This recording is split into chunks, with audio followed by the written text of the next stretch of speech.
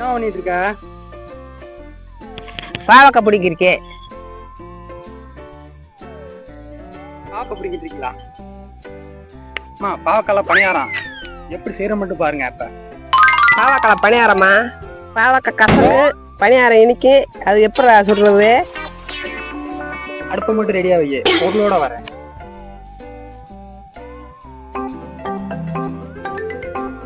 என்ன முட்டைடா? பாம்பு முட்டை விட்டு அடை பண்ணிட்டு இறக்கி விட்டு எடுத்துட்டு வந்துட்டேன். சுரக்காய் இருக்கு.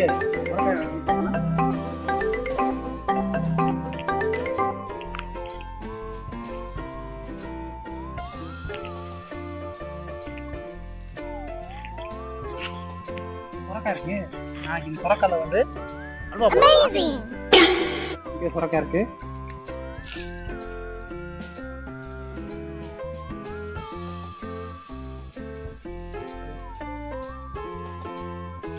உங்களுக்கு வந்து பணியாரம் ஸ்வீட்டா வேணும்னா பாவை பழத்தை போட்டுக்குங்க, இல்லை காரமாக வேணும்னா பாவை காயை போட்டுக்குங்க. இதை கூட்டிகிட்டே நறுக்கிக்கலாம்.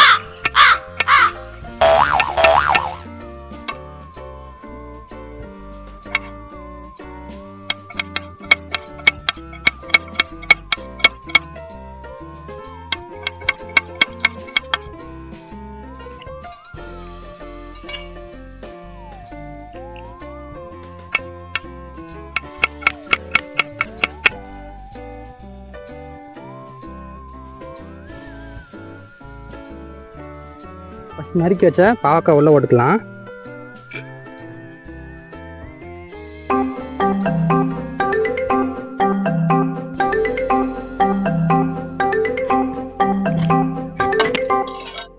ரெண்டாவது வந்து முட்டை எடுத்து இந்த முட்டையை வந்து நம்ம உள்ள உடச்சி ஊற்றிக்கலாம்.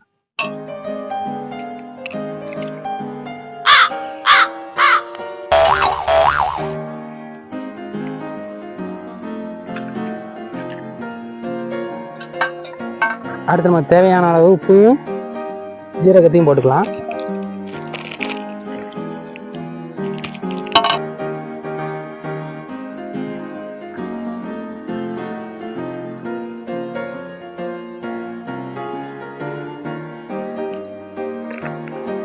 தேவையான அளவு உப்பும் போட்டுக்கலாம்.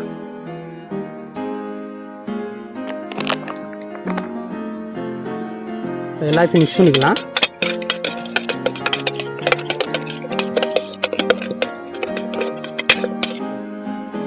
பாவக்காய் பணியாரம் பசங்களுக்கு பாவக்காய் சாப்பிடாட்டி முட்டையை போட்டு பணியாரம் நல்லா சாப்பிடுவோம். பாவக்காய் சாப்பிடாத பசங்களுக்கு பழத்தில் பணியாரமாக செஞ்சு கொடுத்தா நல்லா சாப்பிடுங்க. முட்டையை போட்டு நல்லா சாப்பிடும். இனிப்பாகவும் இருக்கும். காயை விட இது இனிப்பாக இருக்கும். காய் கசக்கும், இது கொஞ்சம் நல்லா இனிப்பாக இருக்கும். இதில் கொடுக்கலாம். நல்லா சாப்பிடுங்க. விரும்பி பிள்ளைகளுக்கு அப்படிதான் கொடுத்து அது சாப்பிடுங்க.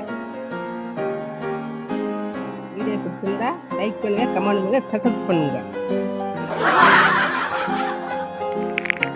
பணியாரம் சாப்பிட்டு பாருங்க. நல்லா இருக்கான்னு பாருங்க, பார்ப்போம்.